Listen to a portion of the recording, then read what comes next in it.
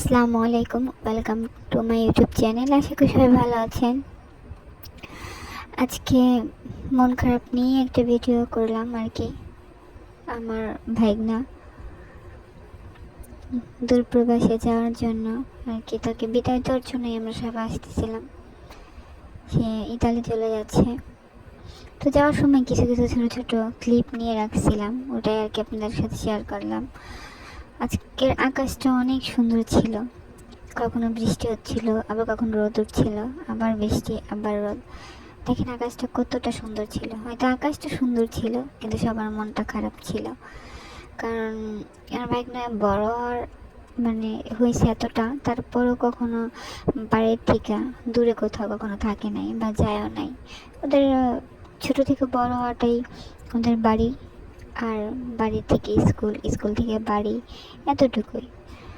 এর বাইরে কখনো ওরা কোথাও যায় নাই বা কোথাও থাকে নাই, বা কোনো কাজ টাজ ওর বাবা ওইভাবে করা হয় নাই। কারণ খুব আদর করে ছেলেদের পালছে, বড় করছে, সবার সন্তানই আদরের। কিন্তু ওরা ওইভাবে কষ্ট জিনিসটা আসলে সহ্য করে নাই। তো আমরা জায়গায় যেতে একটা ট্রেন চলে গেলো, দেখলেন ট্রেনটা মানে আমি ভিডিও করার আগেই চলে গেল আর কি।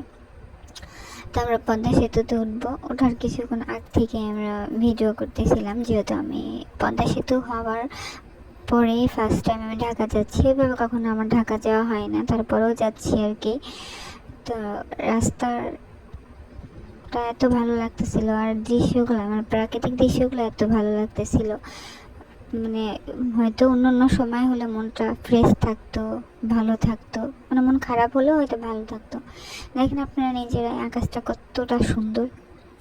আর সাইডে তো মানে আমরা পদ্মা সেতুতে আছি এখন, আর নিচে যে পানি, মানে সব মিলিয়ে আমার কাছে খুবই বেশি ভালো লাগছিল। মন চাইছিল অবশ্য কিছুটা সময় না আমি, তো আমার বোন একটু ঢং করতেছিল আর কি, হাতটা বাইরে দিয়ে ও কিছু ক্লিপ নিচ্ছিল।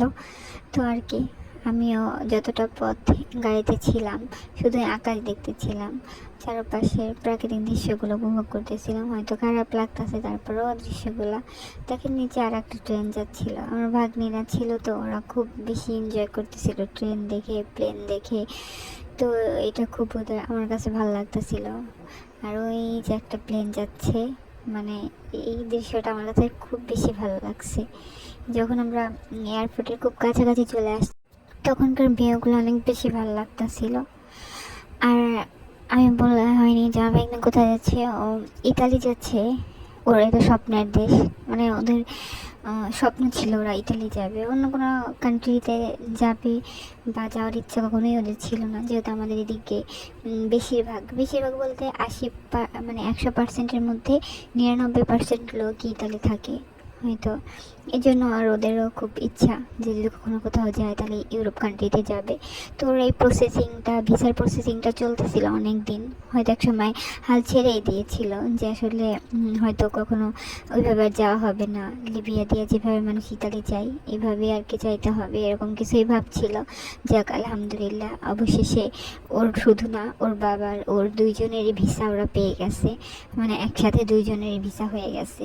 তো এই জন্য আল্লাহর কাছে লাখো কোটি শুক্রিয়া, কারণ আল্লাহ যা করে ভালোর জন্যই করে। হয়তো এক সময় হাল ছেড়ে দিয়েছিল যে এই ভিসাটার হবে না, ও আর এভাবে ইতালি যাইতে পারবে না, কিন্তু 2023-এ জমা দেওয়া কাগজটাই 2024 ওরা জানতে পারে যে ওদের কাগজ হয়েছে ইতালির। আর 25-এ আইসা অ্যাম্বাসি এবং ভিসা দুইটাই পাইলো। তো 24-এই কাগজগুলো কমপ্লিট হওয়ার কথা ছিল, কিন্তু যাই হোক কোনো কারণবশত হয়নি। চেকপোস্টের সামনে চলে গেছে, চেক করে এখন ওকে ভিতরে নেওয়া হবে। তো প্রিয় মানুষ আসলে বিদায় দেওয়ার যে কষ্টটা, এটা আসলে বলে বোঝানো যাবে না। আর হয়তো ফার্স্ট টাইম আমি এইভাবে কাউকে খুব কাছ থেকে বিদায় দিলাম, মানে এয়ারপোর্টে এসে বিদায় দিলাম। তো সবাই আমার ভাগ্নের জন্য দোয়া করবেন, আল্লাহ যেন তাকে ওই দূর প্রবাসে ভালো রাখে, সুস্থভাবে যাতে আবার আমাদের কাছে ফিরে আসতে পারে। সবাই দোয়াটা করবেন। ইমিগ্রেশন শেষ হওয়ার পরে ওয়েটিং রুমে যখন ছিল আমাদের বলার পরে আমরাও বাসায় চলে গেছি। তো এই যে বিদায় দিয়েছি, তোদের মনটা সবার খারাপ ছিল, কিছু তো করার নেই, আমরা তো বিদায় দিতে আসছি। তো যাওয়ার সময় আর কি এই যে কিছু ক্লিপ নিলাম, আকাশটা এত সুন্দর ছিল। আমার ভিডিওটা ভালো লাগলে শেয়ার করে দেবেন, কমেন্ট করে আপনাদের মতামত জানাবেন। আর চ্যানেলটা সাবস্ক্রাইব করে পাশে থাকবেন।